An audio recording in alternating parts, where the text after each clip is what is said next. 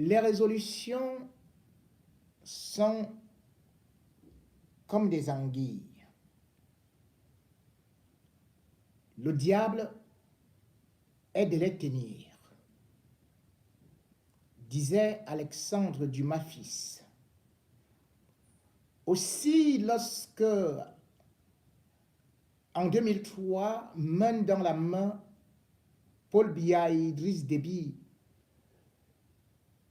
montraient leur fraternité, leur convivialité, leur solidarité,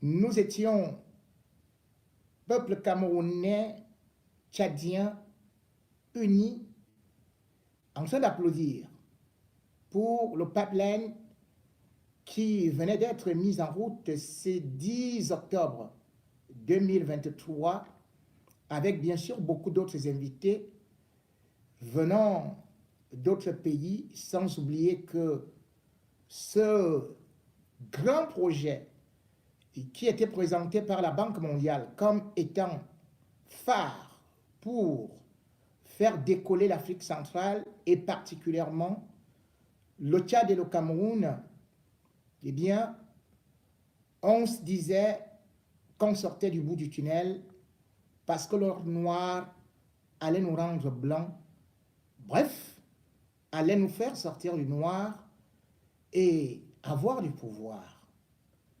Sauf qu'aujourd'hui, on se rend compte que chacun dans son terroir cherche à tirer son bout de drap et que les frères, ou plutôt les deux pays frères, qui parlaient à l'unisson et qui se tenaient la main, sont aujourd'hui dans une division, et c'est à travers la radio-télévision qu'on apprend cela lorsque, faisant irruption sur la chaîne publique tchadienne, le secrétaire général à la présidence de la République a annoncé que le Tchad rappelait son ambassadeur du Cameroun en consultation. Rupture,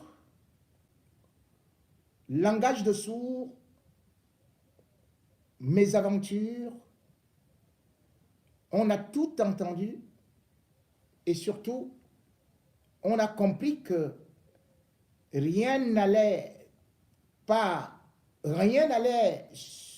comme on pouvait l'espérer entre le Tchad et le Cameroun. Et derrière les complaintes, les plaintes du Tchad, se trouve bien sûr une société sortie des contes des mille et une nuits, Savannah Energy, dont nous avons des difficultés à pouvoir repérer dans le monde du pétrole, mais qui se trouve être créé dans les années 2014. Le Tchad se trouve ou se dit être floué parce que n'espérait pas que le Cameroun allait de façon unilatérale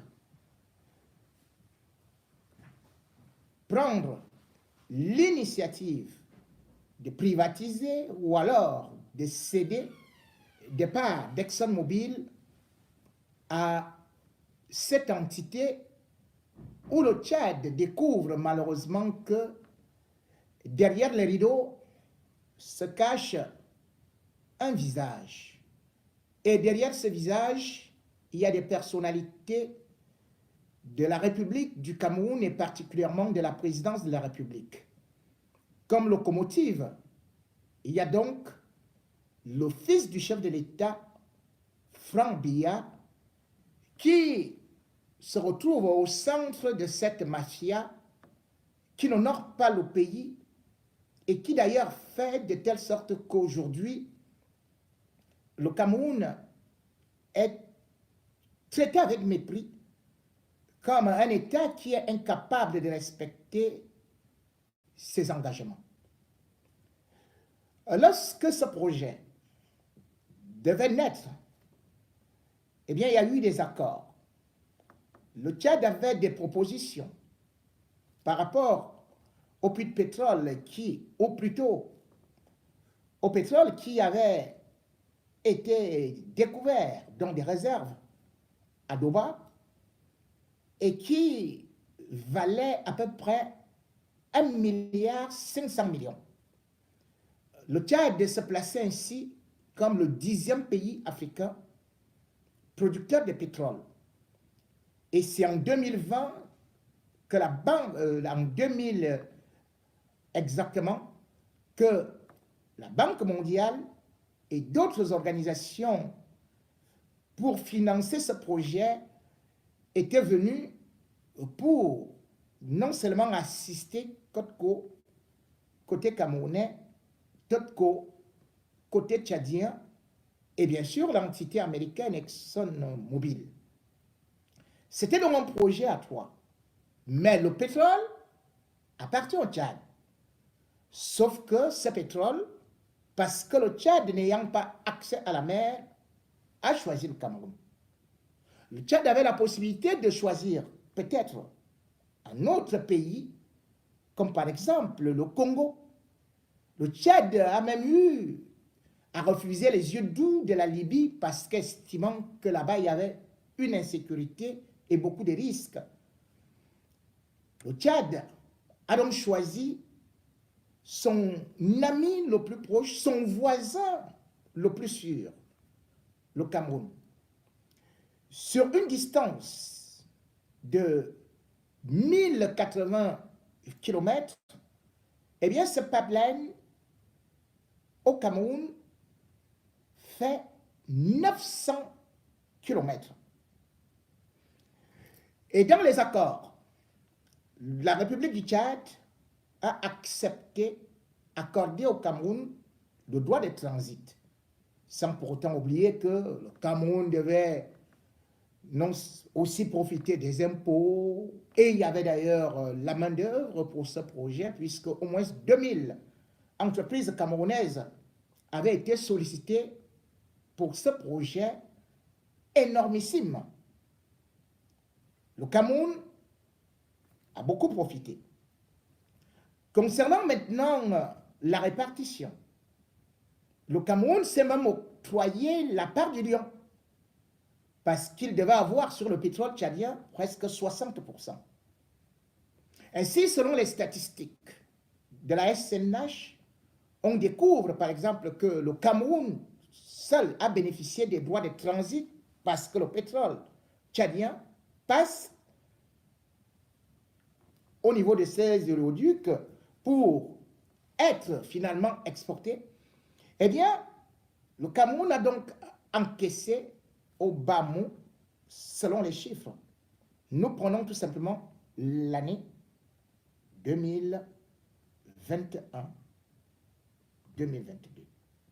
Donc, en 11 mois, le Cameroun avait encaissé 33 milliards 400 millions. Quand on essaie de regarder les 4 premiers mois de l'année 2022, le Cameroun a encaissé 12 milliards pour le pétrole tchadien. On applaudit. Personne n'a eu, bien sûr, à dire que c'était du vol, puisque c'était des accords. Sauf que derrière ces accords, il y a eu beaucoup d'autres désaccords parce que le Cameroun devait payer certaines charges au nom du Tchad, ce qui n'a pas été respecté côté camerounais. Et finalement, lorsque le Tchad se retrouve avec son enveloppe, plus le temps passe, plus le Tchad se rend compte qu'il paye plus, le Cameroun gagne plus, de telle sorte que même quand on voit le baril qui était transporté pour 0,40 $, il est passé à 1,50 $, c'est pour dire, sans oublier d'autres bisbilles et autres taxes qu'on ajoutait. Mais là encore, le Tchad a supporté, le Tchad n'a pas bronché. Seulement, en 2021, et plus exactement, nous sommes au mois de mai, Africa Intelligence, un journal français, publie que la Société des hydrocarbures du Tchad a entrepris de vendre ses parts au Cameroun. La SHT, puisqu'on l'appelle ainsi, du côté du Cameroun, on appelle la SNH, la Société nationale des hydrocarbures. Le côté tchadien donc a réagi pour dire, mais nous ne sommes pas au courant de ça. Mais cependant, la SNH avait sorti une lettre que le Tchad ne reconnaît pas. Cette lettre datant de 2018, où la SNH voulait déjà acheter les parts du Tchad à hauteur de 150 milliards. Le Tchad s'est opposé et a dit, nous ne sommes pas là pour vendre nos parts. Bien au contraire, le Tchad a même voulu nationaliser parce que, estimant que si ExxonMobil s'est retiré, maintenant on peut prendre une major qui est reconnue sur le plan international. À défaut, le Tchad était prêt, bien sûr, à entrer dans ces actions-là pour pouvoir nationaliser. Nous parlons du pétrole tchadien. Ce n'est pas le pétrole camerounais. Le pétrole tchadien est seulement transporté vers le Cameroun, tout comme bien évidemment beaucoup d'autres choses qui alimentent le Tchad, passent par le Cameroun parce que le Tchad n'ayant pas la mer. Ainsi d'ailleurs depuis 1886 que le port de Douala existe, c'est par le truchement donc de ce port-là que le Tchad évacue ses marchandises. Et bien évidemment aussi il y a une route qui relie ce port-là qui fait 1863 km. Le Tchad n'a jamais eu à devoir un centime au Cameroun par rapport à ses obligations.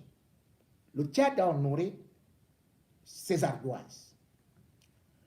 Nous devons être honnêtes avec nos amis, avec nos frères.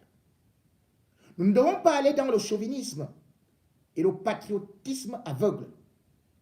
Nous devons nous regarder en face et comprendre la douleur du gouvernement tchadien et particulièrement de Mahamat Déby.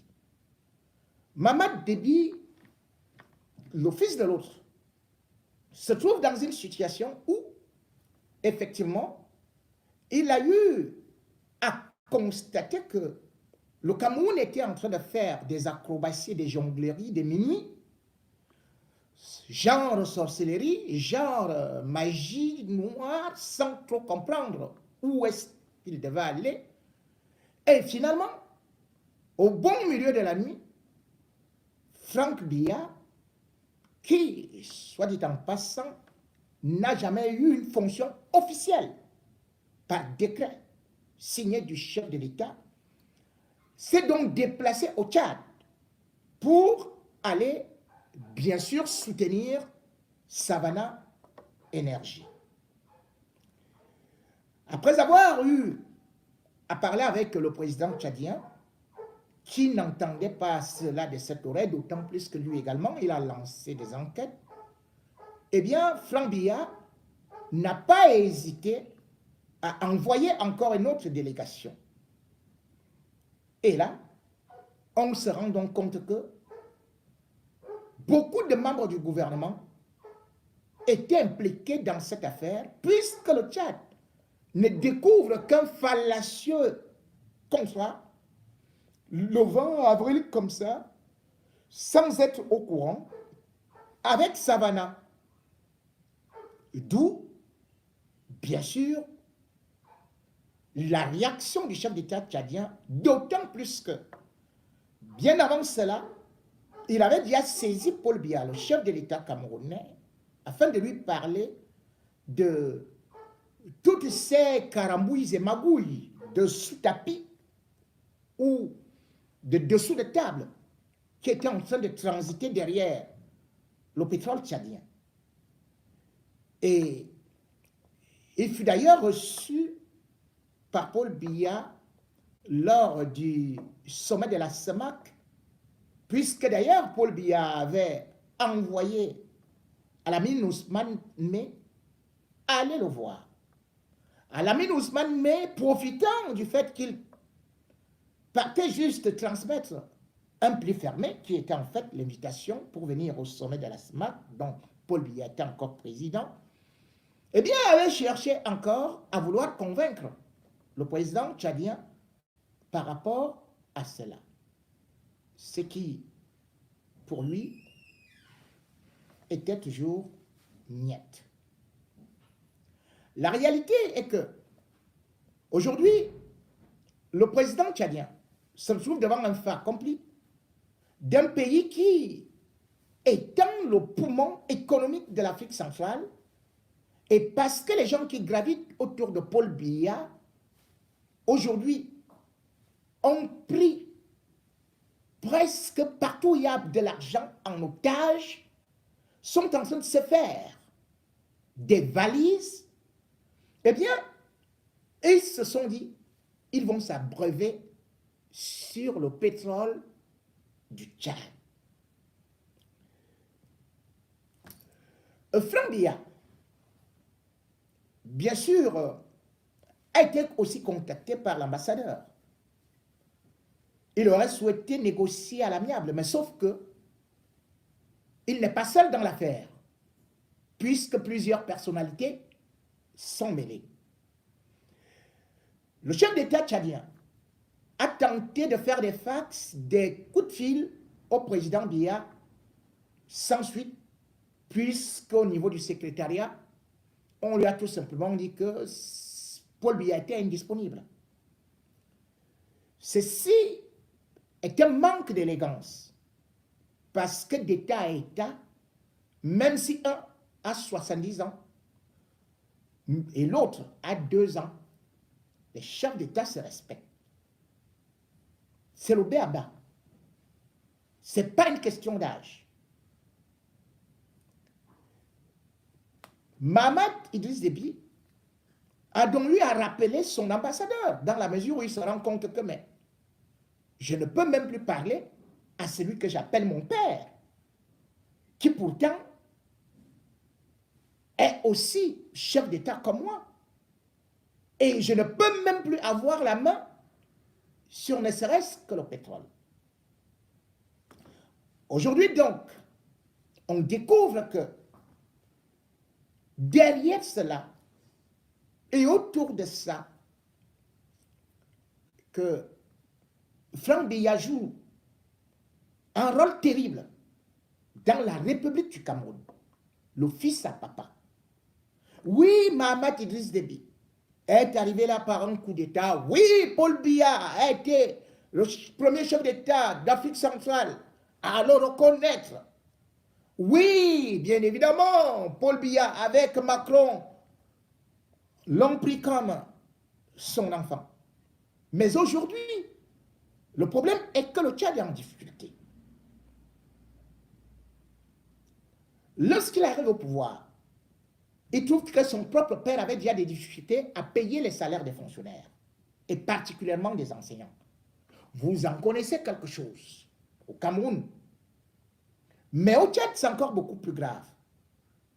Mais, compte tenu qu'il avait aussi devant lui la rébellion, et que le chômage était au zénith, eh bien, Mahamat Déby, pour essayer de calmer la colère sociale, va donc prendre la résolution, bien sûr, d'annoncer le recrutement de 5000 jeunes Tchadiens à la fonction publique.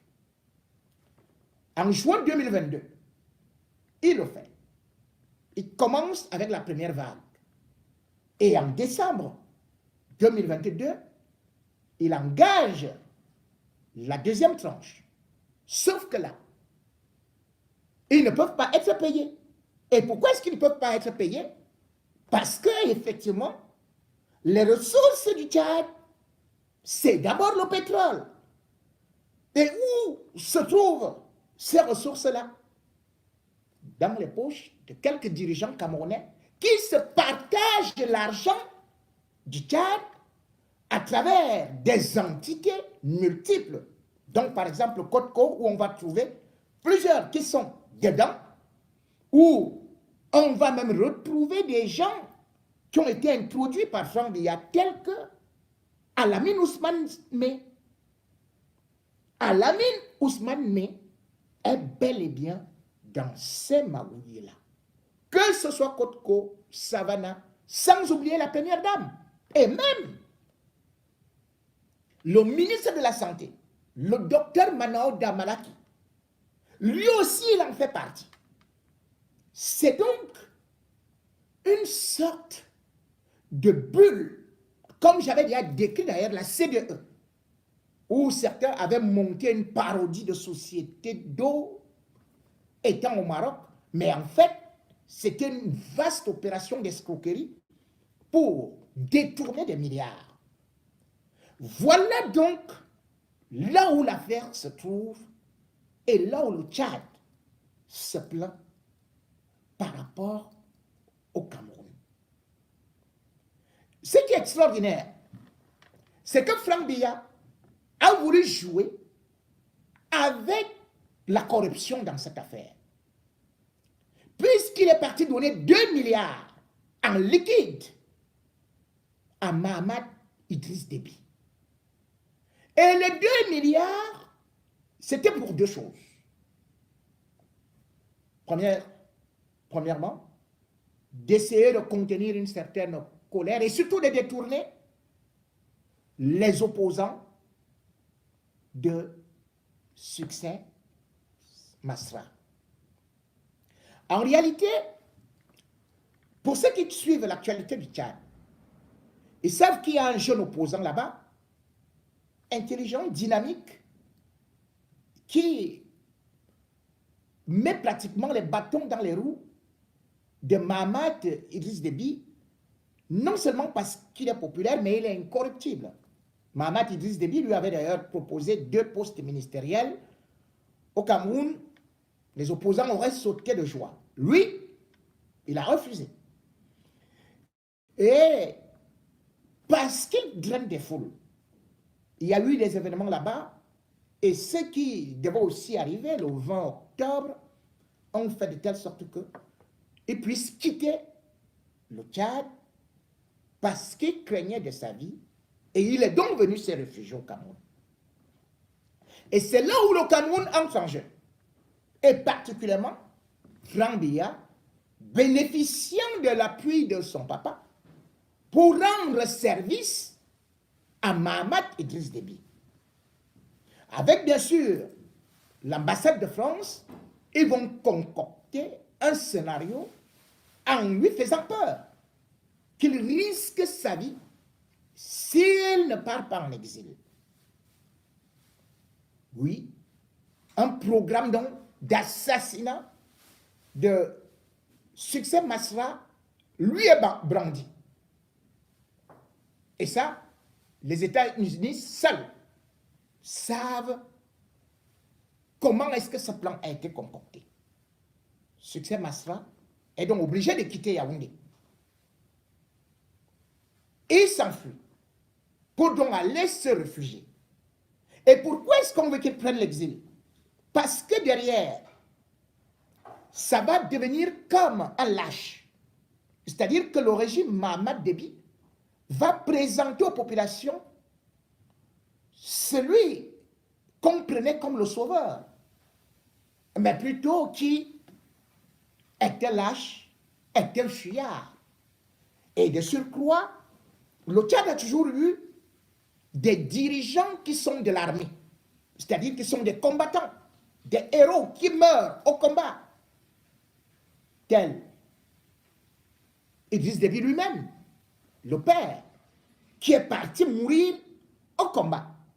Or, Mahamat Idriss Déby, maintenant que que son opposant est parti et qui est Succès Masra, de ce quoi il est chrétien, eh bien, on le présente aux musulmans comme étant un lâche, comme quelqu'un ne pouvant pas les conduire quelque part ou pouvant les défendre. Succès Masra est toujours à l'étranger puisque actuellement il est à Paris. Et ça a permis à Mahamat Idriss Déby de respirer. Mais quand on lui propose ça, il ne savait pas que derrière, on veut se débarrasser d'un opposant pour qu'on prenne finalement son pétrole. Or là, la pression sociale au Tchad ne lui permet pas de brader son pétrole, puisque ce n'est que avec cela qu'il peut aussi rester au pouvoir. C'est avec ça qu'il va, encore que la Banque mondiale avait prescrit un certain nombre de choses, même comme le Tchad n'a jamais eu à les respecter, particulièrement son père. Comment faire? Voilà donc pourquoi est-ce que, étant dos mur, Succès Masra, étant de l'autre côté, et lui étant seul actuellement au Tchad, face aux responsabilités, Mahamat Idriss Déby a voulu montrer que le Cameroun ne tenait pas à ses engagements, était plutôt un État voyou. Oui, c'est de ça qu'il s'agit.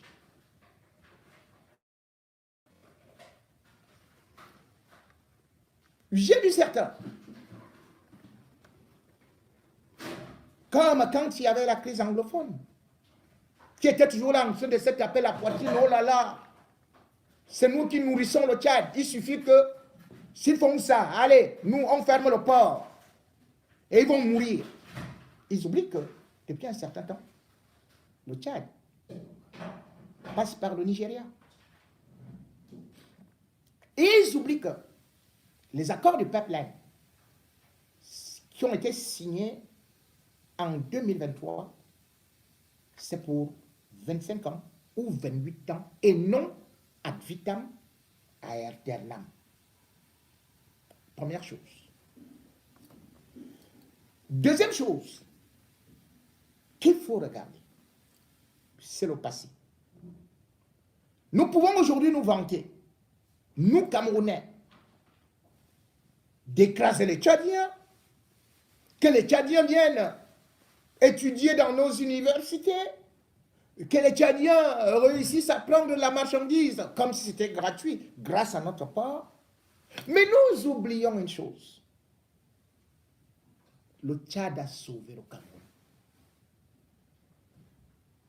Rappelez-vous, lorsque Boko Haram a commencé à étrangler la République du Cameroun, lorsque Boko Haram a commencé à détruire des villages, à mettre des drapeaux, ces drapeaux d'État islamiste, qu'est-ce que Paul Biya a fait? En 2014, et exactement en mai, il est venu à Paris, il s'est mis à pleurer devant François Hollande parce qu'il voulait de l'aide. Et c'est là-bas où il est parti déclarer la guerre contre Boko Haram. Arrivé au Cameroun, il s'est rendu compte qu'il ne pouvait pas combattre contre Boko Haram, qui faisait déjà des ravages aussi au Nigeria. Et pire, il était parti provoquer Shekau, qui avait dit, mais Biya, tu n'as pas une armée. Je vais tuer tous tes oiseaux là. Et c'est ce qui a commencé à se passer. Puisque le poste où le Cameroun était avec ses soldats, Boko Haram avait fait une incursion pour ravager. Il y a eu au moins 2000 victimes. Le Cameroun était à terre. La France ne pouvait pas intervenir. Ni personne. Le Cameroun était presque déjà étouffé. Et le 8 janvier 2015, lors de la présentation des vœux au Palais de l'Unité. C'est là où Paul Biya, s'adressant aux ambassadeurs, va supplier les Occidentaux et aussi les pays africains que, à menace globale, réaction globale. Il suppliait donc les ambassadeurs d'aller dire aux autres chefs d'État, leurs chefs d'État, de venir aider le Cameroun. Personne n'avait bougé. Et finalement, le 14 janvier 2015, Paul Biya envoie Ngongo. Ah, pas Ngongo. Mais Mbengo. Mbengo, à l'époque, était ministre de la Défense. Il l'envoie chez Idriss Déby. Mbengo arrive là-bas et il remet l'enveloppe où Paul Biya dit à Déby, s'il le laisse, le Cameroun va tomber. La sous-région sera écrasée. Que Boko Haram, c'est une pieuvre. Et qu'il compte sur l'armée tchadienne. Idriss Déby n'a pas attendu. Il a immédiatement convoqué son Assemblée nationale. De toute urgence. L'Assemblée nationale, y compris les opposants, ont accepté d'aller combattre au Cameroun, de laisser l'armée tchadienne aller combattre au Cameroun, sauver le Cameroun contre Boko Haram. Le 17 janvier 2015, Idriss Déby lui-même en tête avait conduit sa délégation, ses militaires au front. 400 chars, 2000 soldats tchadiens qui ont combattu pour le Cameroun pendant un an.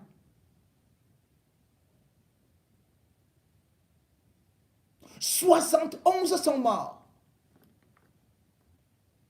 pour le Cameroun. 451 étaient blessés.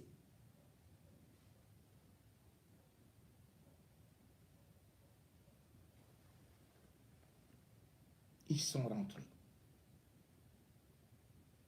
Dans les villages camerounais,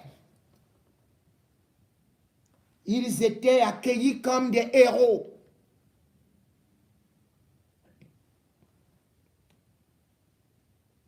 Quand les soldats tchadiens rentraient,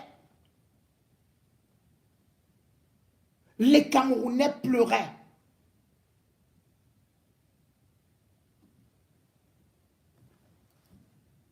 Et quand le Tchad est en difficulté, ce que le Cameroun trouve à faire, c'est de prendre 600 millions pour aller donner à la Turquie. 600 millions à Tangandji. Il prend 600 millions et dit que c'est Paul Biya. Pour aller donner à la Turquie qui a eu le séisme là-bas et il va les aider. Les Tchadiens pleurent à côté. En quoi la Turquie nous a aidés? Même quand il y a eu la catastrophe du lac Nyos, toutes ces guerres qui sont là, en quoi la Turquie nous a aidés?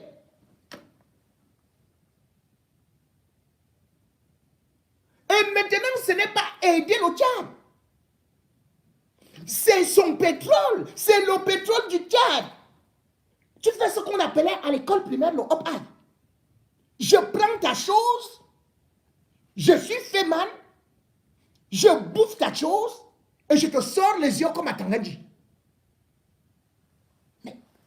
Qui sommes-nous? Est-ce que nous voyons même le danger que ça représente? D'où sort Franck Biya? Franck Biya seul, celui qui est dans les affaires de bois, il pille les forêts du Cameroun. On ne demande rien. Il enlève les femmes de ses frères. On ne lui demande rien.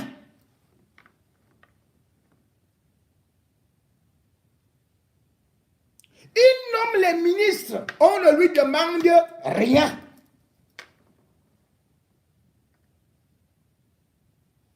Donc voilà, dans le pétrole.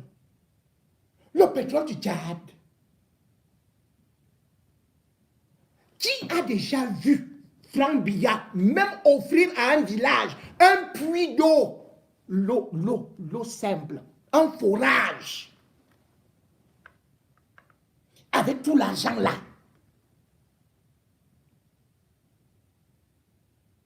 Le pire, c'est que il crée cette société écran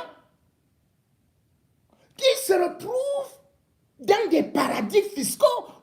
Mais c'est la seule chose que Franck Biya est parti apprendre à l'école. Et c'est lui qu'on dit qu'il sera président. Franck, tu mens. Tu mens. Comme ça là. Il prend un individu. Il dit qu'il est au diplôme en économie. Un vendeur à la sauvette. Un type qui était au bandit au marché central. Ghislain Samungeo Ngego. Il a fait de lui le bras droit. C'est avec lui qui part au Tchad. Vous partez, Franck Biya est qui? Ministre des mines, de l'eau, de l'énergie, ministre du pétrole ou directeur de la SDP, directeur de Côte-Co, directeur de la SNH, directeur de quoi? On dit qu'il est parti faire le lobbying. Quel lobbying? Il est ambassadeur. Expliquez-moi. Et d'ailleurs, son ami, Ngéou, qui est déjà dans le pétrole, et qui est aussi dans le vin, les spiritueux. Ils ont pris cela avec Sarah pour dire que oh, c'est eux qui détiennent l'exclusivité pour le pétrole. Ils sont partis créer un machin aux Seychelles. Ouais, ou quoi là? Une société bizarre qui a même été citée dans les Panama Papers. Et les Panama Papers. Et qui était le patron de cette société des Panama Papers? C'était son ami, Ghislain Samungeo. Escroc. Vous l'avez vu? La seule fois que vous avez vu Franck Biya aller au deuil, parce qu'il est comme son père, ils ne vont pas au deuil, ils s'en fichent et ils ne vont jamais mourir. C'était pour les funérailles ou quoi, à l'ouest. Chez ces Ghislain Ngéo là, où il était parti avec les voitures du PIB, avec ceci et cela, comme un chef d'État, et tout et tout. Le pétrole du Cameroun appartient à Franck Biya. Le pétrole du Tchad aussi appartient à Franck Biya. Comment il peut transporter 2 milliards? Les affaires intérieures de l'État du Tchad, il peut intervenir là-bas.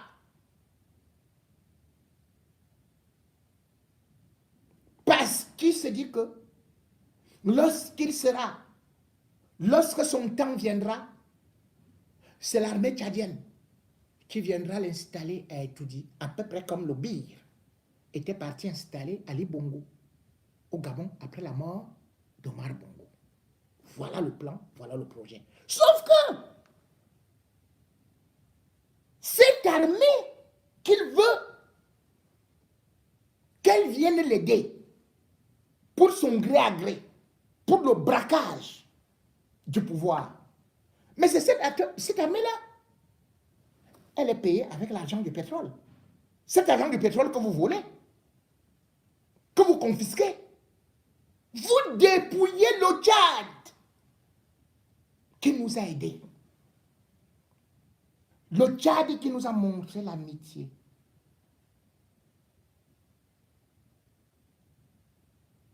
La fraternité. Mais ce que vous ne savez pas, c'est que ce n'est pas la gueule que nous faisons là. On ne peut pas contre le Tchad. L'armée du Tchad là, les Tchadiens, c'est des grands combattants. N'allons pas là-bas. Là-bas, ce n'est pas les Amazoniens. Ça a dépassé Kadhafi. Hein. Vous connaissez très bien. Quand le Tchad a eu des problèmes avec Kadhafi, toujours pour l'affaire du pétrole, hein, sur la bande de Tizi Ouzou. De 73 à 87. Kadhafi avait tout essayé jusqu'à lui-même dire, les gens ici, c'est comment? On dirait que les armes... Mais ils abattaient tout. Vous connaissez l'armée tchadienne? Pas les choses que nous disons là, bir. Voilà notre bir. Qui n'a pas pu vaincre les Amazoniens. Et le pétrole. Les Tchadiens ne peuvent pas accepter ce que nous sommes en train de faire là. Et le comble, c'est que c'est maintenant que Paul Biya se rend compte. Vous vous rendez compte?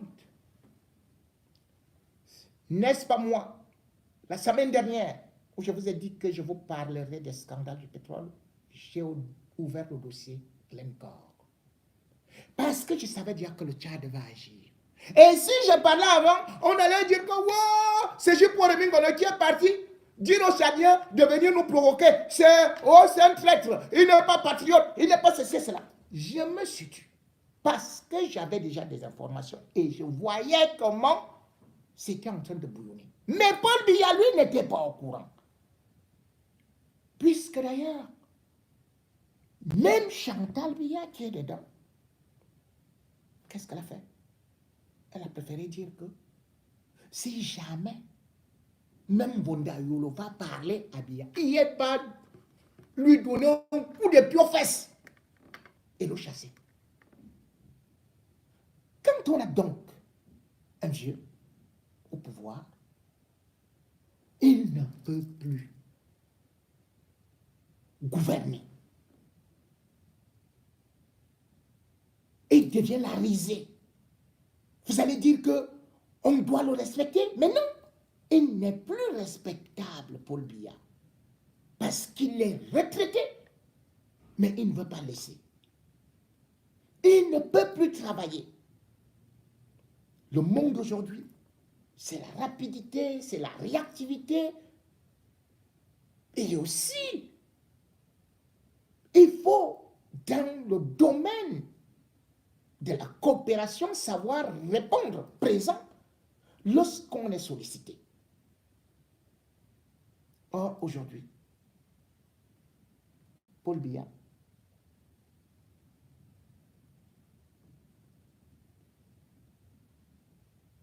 c'est juste une coquille vide. Paul Biya, aujourd'hui, n'a plus les mains libres. Chantal Biya est là. Elle a mis ses mains dans le pétrole. Avec son ami, je vous ai dit ça, Nathalie Moudiki. Et dans tout ça, Ferdinand Ngongo est PCA de la SNH. Et sur le pétrole du Tchad, le même type qui est le directeur de la SNH, la Société nationale des hydrocarbures, c'est lui qui a été désigné à vie président du comité de suivi des pipelines.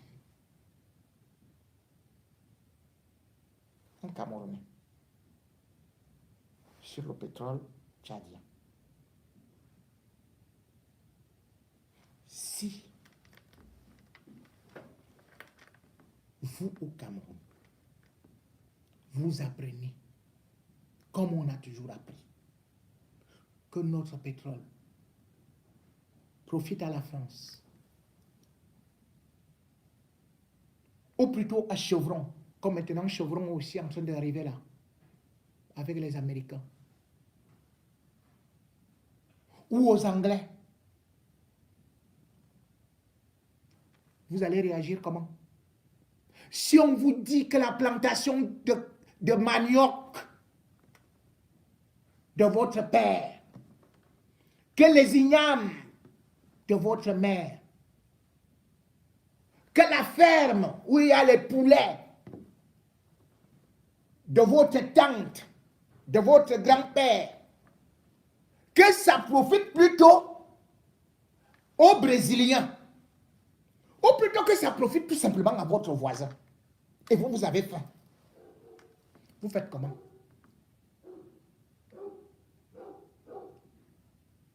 Vous allez dire, j'applaudis mon voisin comme il est fort. Si tel est le cas, applaudissez-vous donc. Moquez-vous donc des Tchadiens. Quant à moi, je réitère encore aux Tchadiens tout mon respect, toute mon amitié, toute ma compréhension, parce que le peuple camerounais n'est pas un peuple d'escrocs. Le peuple camerounais n'est pas un peuple de voyous, d'égoïstes. Nous avons un gouvernement de plutocrates, de kleptocrates, de gérontocrates qui ne sont là que comme des crabes pour tout ramasser.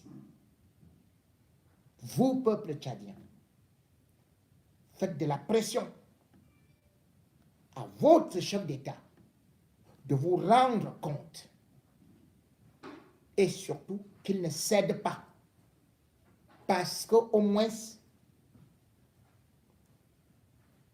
nous ne pouvons pas accepter que certains défendent de leurs intérêts privés en profitant de la parade ou encore de l'auréole étatique venant de leur père, venant de leur mari. Et c'est pour cela que Maurice Kamto a réagi pour demander des comptes à Franck Biya, et particulièrement à Paul Biya, parce que personne ne connaît Franck Biya. Il n'a même jamais été chef de classe. Il n'a jamais été chef de banque. Il sera seulement président. Même dans sa maison, il n'a jamais été patron, chef, non. Et c'est la qualité de président là qu'on veut. Il est là comme ça, derrière Nguéou. Nguéou. Vraiment, quand on me dit des choses comme ça là, Nguéou. Gislain Nguéou. C'est lui le président chez Franck Biya. C'est lui qui se balade partout, président du pétrole, président de la boisson. Et c'est ça qui fait aujourd'hui que non seulement nous avons des problèmes avec nos voisins, regardons comment ça se passe. Au Gabon, on chasse les Camerounais. En Guinée équatoriale, on chasse les Camerounais. Au Rwanda, on chasse les Camerounais. En Tunisie et en Libye, n'en parlons donc plus. On chasse les Camerounais. Aujourd'hui, le seul endroit où on ne nous chassait pas, c'était au Tchad. Nous voulons déjà qu'on nous chasse aussi là-bas. Si Paul Biya ne peut plus diriger, qu'il se repose. Et comme ça, on sait que voilà, effectivement, c'est Chantal Biya qui décide. Et comme ça, nous saurons comment nous en occuper. Parce qu'aujourd'hui, elle a dépassé les limites. Elle s'est associée avec Franck Biya, Gongo et tous ceux qui sont au palais pour finalement humilier Paul Biya.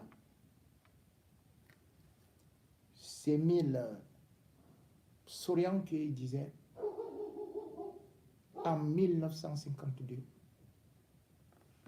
en vieillissant, on troque ses terreurs, ses valeurs contre des ricanements.